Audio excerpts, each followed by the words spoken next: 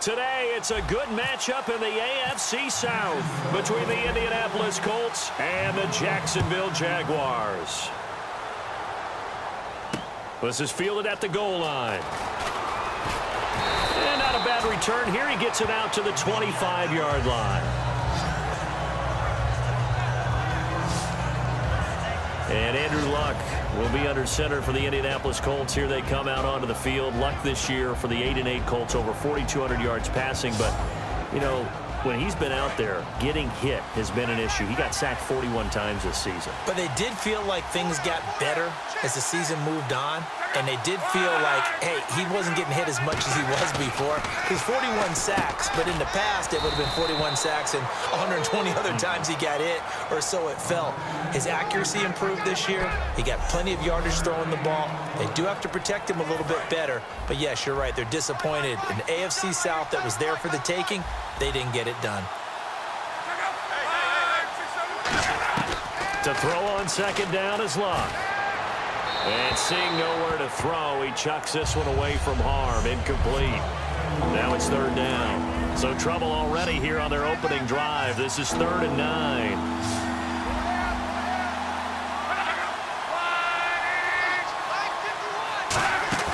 Play fake to Turbin. Now Luck. Under pressure, and down he goes. Luck is sacked. Yannick Ngakoue in there to drop him for a loss of 10. And it'll be 4th and long. Well, they go play fake. The problem is nobody was faked out. And when no one's faked out, what's the end result? Quarterback gets hit. This is taken at the 23. Oh. He will not go down.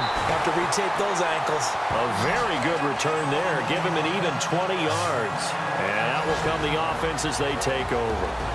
And now we get ready for Jacksonville to take the field on offense. Blake Bortles this year accounted for 22 turnovers, 16 interceptions, and 6 fumbles. And just all around for the Jags, not the year that they expected. 3-13. Yeah, everyone expected the Jags to make a jump and actually contend for a playoff spot. And, of course, a lot of people thought that Blake Bortles would be leading them. And I remember talking with a personnel guy in the league before this season and talking about the season Bortles had in 2015. And he said to me, yeah, take a closer look at it. A lot of the success he had, and they were down 14 points or more. I want to see him in some tighter games. It didn't happen this year. He's got a lot of work to do to get back to being that rising star. Now Bortles. And this one complete to Julius Thomas. Touchdown, Jaguars. Julius Thomas, 53 yards. And the Jags have taken the early lead. When they drew that up, I don't think they envisioned it ending in a house call, but he got it and took it all the way home. Really impressive run after the catch, wasn't it? That was really special by him. But let's face it, in today's NFL, those tight ends are often former wide receivers or maybe even sometimes bigger running backs. They just put them in a position to get a great matchup and make plays like that. Quan Bray now to return this football. And he'll take it a yard or so past the 20, call it the 21-yard line. And the possession switches to Indianapolis. Here come the Colts. As you look forward for them, after 3 11-5 campaigns, back-to-back 8-8 seasons, missing the playoffs. But appears Chuck Pagano will be the head coach again. Many thought he might be on the way out. He's staying. Brand new general manager in place. They'll have to work hand-in-hand together to keep improving the roster. But you just mentioned the back-to-back 8-8 seasons. In the AFC South, that only puts them about 1 game out of the playoffs. So if they can make any type of improvement, they have a chance to get back into the playoffs where they were for the previous 3 seasons. And they'll get 9 there as that sets them up better for 3rd down. Completion was given up, but that's why you play zone defense, so that you can have people around the ball when it's caught, and you don't give up much run after the catch. Luck looks to throw on 3rd and 1. And he's got his man Hilton.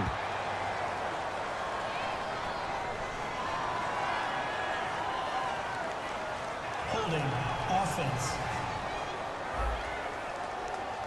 So holding by the offense, and maybe now got to shift up what you want to do on the playbook. Yeah, definitely. Change what you're doing in the playbook, but boy, the advantage shifts to the guys on defense, doesn't it? Longer yardage situations, they often become bolder. Luck. And he couldn't hang on to it through the contact. Incomplete. Normally, he's pretty reliable. Usually catches what's thrown to him. On that play, he simply dropped it.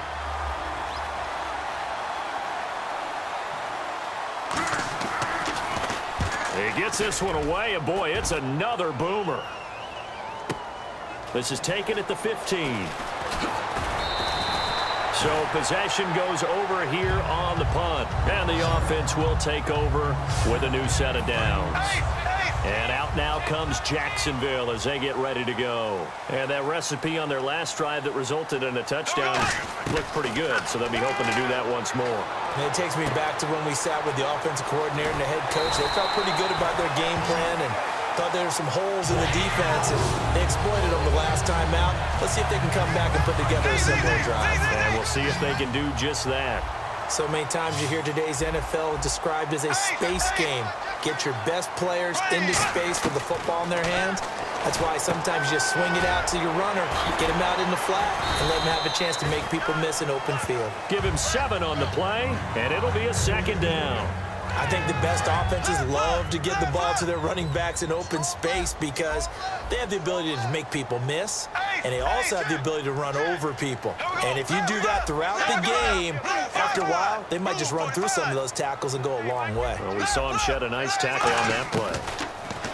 Now Bortles. Toward the left sideline, but it's incomplete. Alongside the former defensive back Charles Davis, I'm Brandon Gaudin. It's Jaguar football as we begin quarter number 2. They'll face a third down conversion attempt here, 3rd and 3. Here's Bortles to throw. Underneath, Ivory. It's a pickup of 16 there, and it'll lead to a new set of downs. We can talk all we want about football being a game of strength and brawn. It's also a game of mismatches, and they're trying to create one there, getting it to their back out of the backfield to make a bigger play. As we often say, get it to him in space, let him use his leg. Yeah, if he can get a matchup against a linebacker or maybe a defensive end dropping out in a zone blitz, he's going to win that battle just about every time. And those first downs do add up. The offense keeps the ball moving downfield and keeps their defense on the bench, giving them a chance to rest. 1st and goal here from the 9. They'll try to run with Ivory. And he'll be stopped just outside the 5 at the 6. He'll get 2 out of that run, and it's going to bring up a 2nd and goal. 2nd down, goal to go from the 6. Again, Ivory. And he's going to press this one forward as they stop him right around the 1. It'll be a gain of 5, and it's going to set up a 3rd and goal. They're knocking on the door as they come to the line here on 3rd and goal from the 1. Bortles to throw on 3rd and 1. And he's got his big receiver Robinson for the Jacksonville touchdown. Robinson, a 1-yard touchdown reception. And the Jaguars had 6 to their lead. And he's got it up and through. And after the touchdown, here's Myers to boot it away. This will be taken to the back of the end zone. And no run back here. This will be a touchback, and it comes out to the 25-yard line. And the Colts coming out now. And still no points on the scoreboard. You're coming off of the 3 and out. They're just looking for anything to grab onto right now, aren't they? I'm wondering if someone's going to take charge in the huddle. You know, we always look to the quarterback, but sometimes it's another player on the team, a star, a veteran, someone with some excitement and energy. It's like, all right, guys, let's shake things up and let's go, because they still have an opportunity to make things happen. Shake it off. Gore back there is the lone setback. When you're putting together a formula for winning defense, it's exactly what we're seeing in this game. Controlling the line of scrimmage, attacking, and changing everything so that now they're playing in the offense's backfield. They're playing an excellent game. I still remember when Frank Gore came out of the University of Miami, and there were injury questions about him because of his knees. Guess what? He just had his 9th 1,000-yard season in 2016 with Indianapolis. Yeah, that's something. It's an Indianapolis Colts franchise that the last few years has really struggled with guys running the football, but Gore picking him back up this year. He's 33. Larry Fitzgerald's 33. Those guys still producing. And you know what the coaches say about both of them? They're the ultimate pros.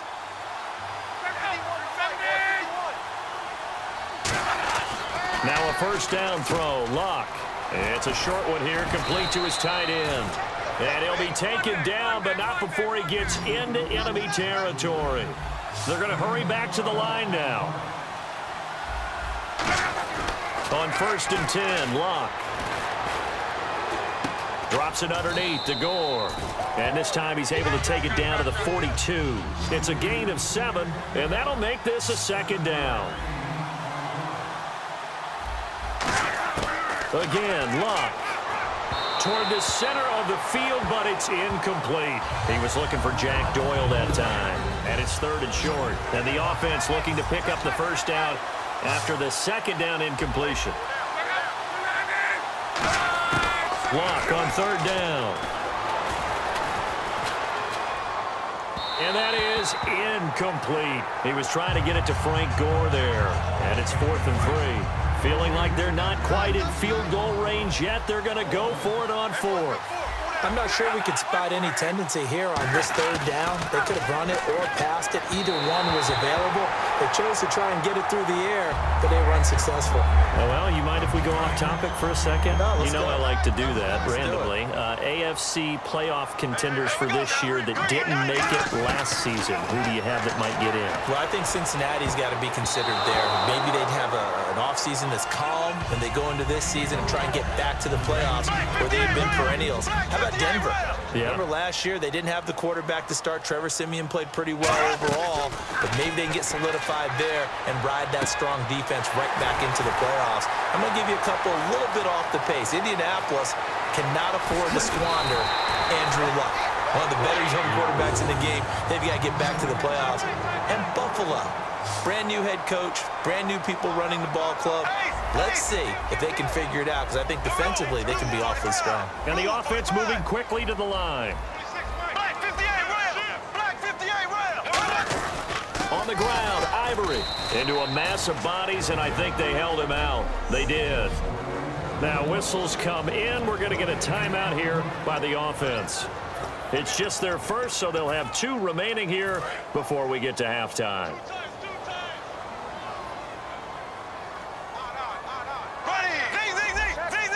They come out here in the I. Bortles will keep it, and he'll take this into the end zone. Touchdown, Jacksonville. Blake Bortles on his way to a monster game. 3 first-half touchdowns. And the Jaguars add on to their lead. I heard a coach talk about those late-in-the-half scores, especially ones that give your team a pretty decent cushion. He said those could be the ones that can finish off a squad if you let them. Yeah, they've got the cushion. This half has been theirs. That's fielded in the end zone. And with a new rule, that decision to bring it out will cost him about 5 yards as he only gets to the 20. And now Indianapolis set to take the field. And what do you think goes on here in this situation? If you got the football, you're trailing, you're back in your own territory with just a little time. Do you try something? You're thinking about jump-starting your team, right? You just mentioned it. They're down. They're trying to get back into the game. But you got to figure, if something goes wrong, you may have put yourself in a spot where you may not be able to come back in the second half. Managing risk, this is a big decision here. Another carry now for Gore. And he's going to be taken down here as that will lead us to the end of the first half of play. So we hit the halftime break here in Jacksonville with the Jags on top as we send you downstate to Orlando to check in with Larry Ridley and our EA Sports Halftime Report. Thanks, Brandon, and welcome to the EA Halftime Report. I'm Larry Ridley. Let's take a look back at the first half. The Jaguars want to continue to give their fans something to cheer about in the second half. The Colts, on the other hand, want to quiet this crowd and turn things around. Never mind, Larry. Forget your halftime report. Apparently, we are set for the third quarter of action already. That'll be taken in the end zone. And he'll get across the 20 before he's brought down at about the 23-yard line. The Colts defense, they work their way back onto the field. They are down on the scoreboard as we begin the second half and looking to avoid a bigger deficit. And I can just hear the coaches now. I can hear the head coach. Guys, first five. Into a double team, and it's intercepted. Picked off by a former first-round pick, Patrick Robinson. And his guys are going to get the football at the 37-yard line. A look at the offense now here, coming back out on the road for their first possession of the second half. The third quarter starts with a run by Gore. And able to get this one across the 45 before he's brought down. It's a 10-yard pickup, and it moves the chains. So the offense has it 1st and 10. I thought guys that were over 30 weren't supposed to run the football this well in the National Football League. How about that veteran leadership? A big-time run combined with some nice blocking by his offensive line, showing that the ins and outs of being a veteran still has his place in this league. His odometer is not totally turned over yet. Not a run that you're going to write home about, but still a good first down run. That's what an offense calls staying on schedule. 3 to 4 yards on first down, you're set up very well for the rest of the drive. It'll be a 2-yard gain, and all of a sudden here it's 3rd down. We're still in search of the first down after that last completion. And just in general, Charles, on a play like that, how tough is it for the defense to account for a running back essentially being a receiver downfield? It's very difficult, especially if the running back has skills like a receiver, and you're aware of that before the game even begins. So throughout your practice sessions, you're going to want to be aware of him. Where is he lining up? What can he do? What kind of damage can he do to us downfield? And who can match up with him without weakening our overall defense? You're exactly right. It's a tough task to match up to him. Give him a couple on the carry there, 2nd and 8. Tough day, tough sledding right there, and it's been that way the entire game. Not a whole lot of room to ramble for him. Yeah, you're right. It's been that way all afternoon. Didn't get a whole lot better there. And inside the 20 before he's brought down. Give him 12 yards on that one. It earns him a fresh set of downs. Offense comes to the line now, 1st and 10. Well, so much for him being bottled up throughout the day. Finally finds a way to break through and get a really nice gain. The defense has felt great about what they had going. Now they've got to turn their attention to getting it back in that direction. Can they bottle him up again? Because I'd say after that run, confidence is pretty high for him. Well, coaches always talk about finding balance on offense. I don't think you can get much more balance than this. Big-time run, big-time pass. A 1-2 combination. Looked pretty good. How about that? Let's see if they can continue to take that kind of a punch, though. And he'll get this one back to the 5-yard line, but no further than that. No gain on the play that time, and it sets up 2nd and goal. I don't know about you, Brandon, but I often think to myself, in these situations, I want a back who can create his own space, who can break tackles, and in a sense, become his own blocker. We don't have that guy in the game right now. And he just chucked that one out of bounds, out of everyone's reach. Maybe a wise call not to take a sack in this part of the field. It brings up 3rd down. It's a tried-and-true formula, and I don't think it'll change for as long as we play football. If someone's trying to throw the ball and you can put pressure on them and make it tough, that's only going to help your defense. Yeah, he's since being hurried. He got rid of it before taking the hit, but incomplete.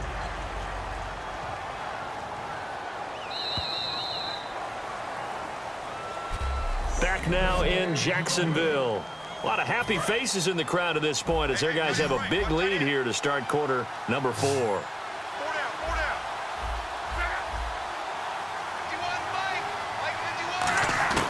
Desperation time for... And he's got his tight end, Allen. Touchdown, Indianapolis.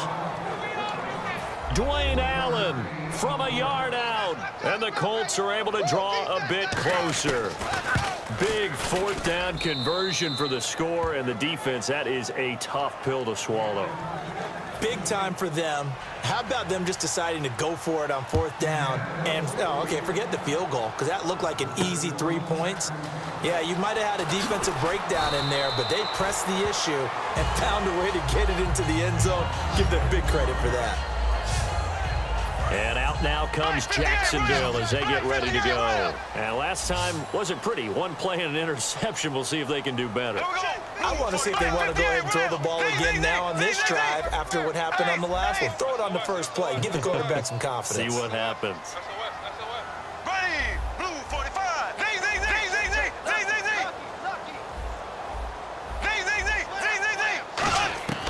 Trying to shake off the interception from the last drive. He'll look to throw.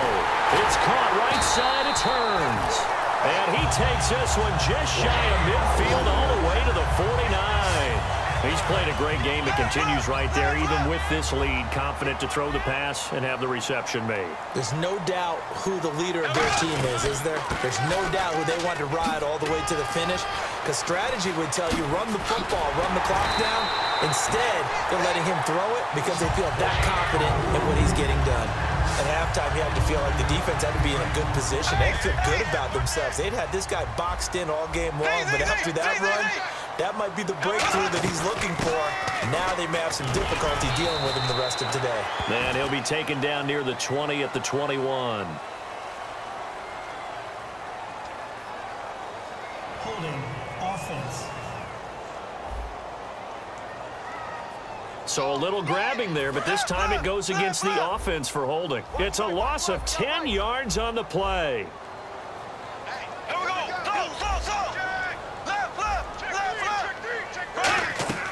They go play action here on first down. Rolling to his left. He finds Hearns left side. A good pickup there. 8 yards on the first down completion. In today's football, where receivers break tackles, make people miss, get upfield for the extra yardage, when you see a play like that where it's caught and he's dropped on the spot, that's a big-time play by the defense. He goes underneath for Yeldon. They get 11 back on that one. It leads to third down. And defensively, they just don't seem to have much of an answer for this passing game. Not at all. Look at the confidence that's exhibited here. With that type of a lead, clock on their side, instead of running it, they're still throwing it, trying to pick up first downs and keeping the football. Here's a carry for a former starter. This is T.J. Yeldon. But he will have the first down before he's tackled at the 12. I don't know about you, but that almost felt like old-time football there. 3rd and 2 is not necessarily just a running down anymore. A lot of times they want to throw the ball. They went back to the roots and powered forward and got the first down. Sheds a second man. He's building up some momentum, isn't he? And he couldn't quite get there. Tackled down at the 1. So it's Jaguar football here as we welcome you back. They've got it first and goal in a game that appears to have already been decided. Now Bortles. And he certainly played a pivotal role with those 2 TDs and why they're up on the scoreboard right now. Well, someone's all about winning, aren't they? Because he's not worried about the number. Sure, it's great to have 2 touchdowns. The bottom line is what he's doing is contributing to their lead. He wants to continue to do so. And after the touchdown, here's Myers to boot it away.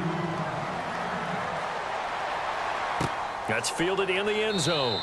And he won't return this one. He'll go down to a knee, and they'll start at the 25. And now Indianapolis set to take the field. They've lost this one. Their offense has struggled.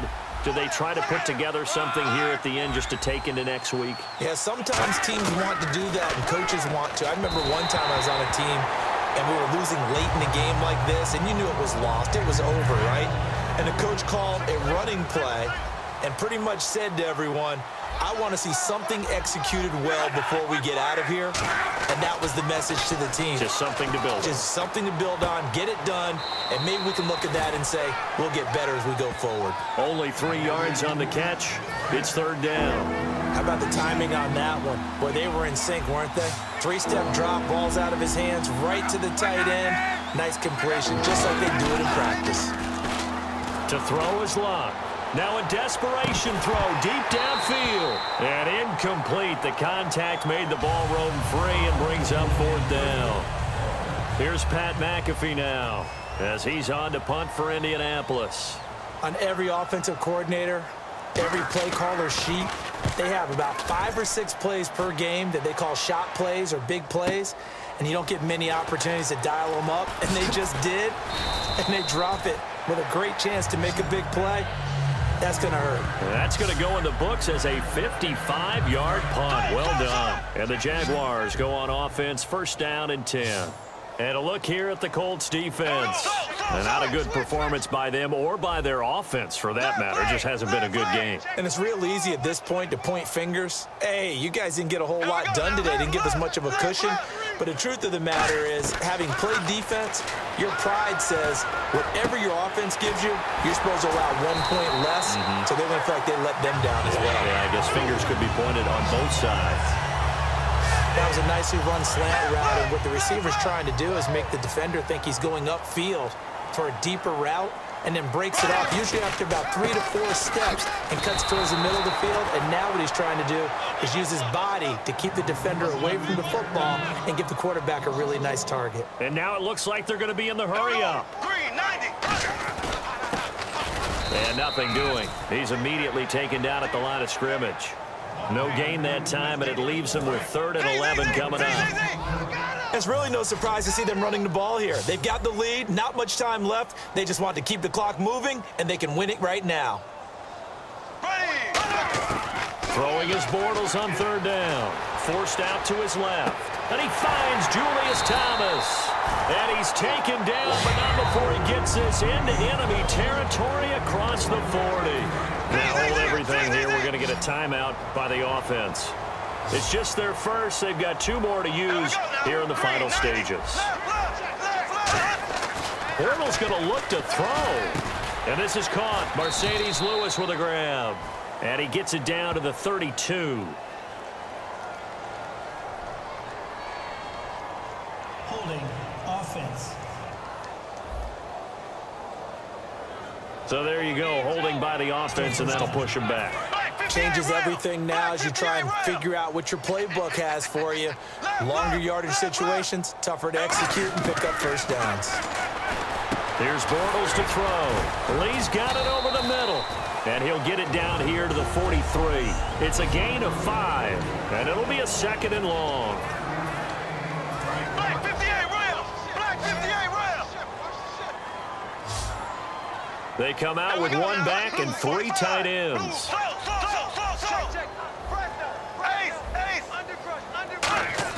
Now Bortles on the bootleg. That'll be incomplete as the clock will stop with 14 seconds remaining.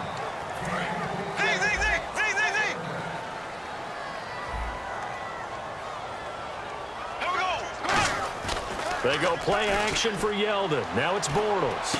Catch here, left side, Thomas. And he's able to pick up the first down here before he goes down at the 26. Now whistles come in. We're going to get a timeout here by the offense. It'll be their 3rd and final timeout, so as they talk things over, we'll step aside.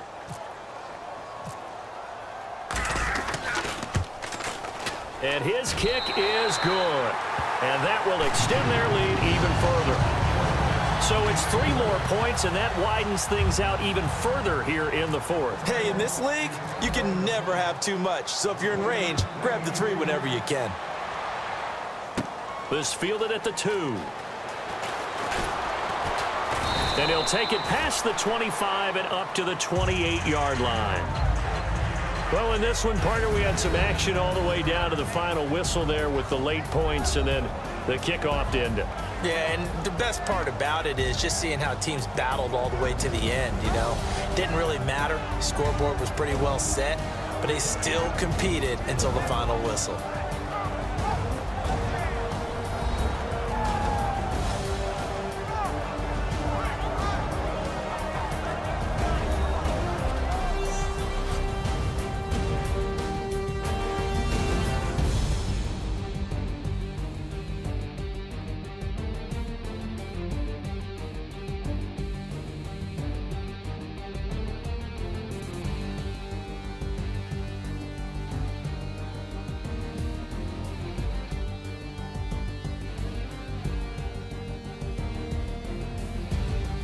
So that'll do it for us. For Charles Davis and all our crew, I'm Brandon Gaudin. You've been watching the NFL on EA Sports. The Jaguars are winners here as we say so long from Jacksonville.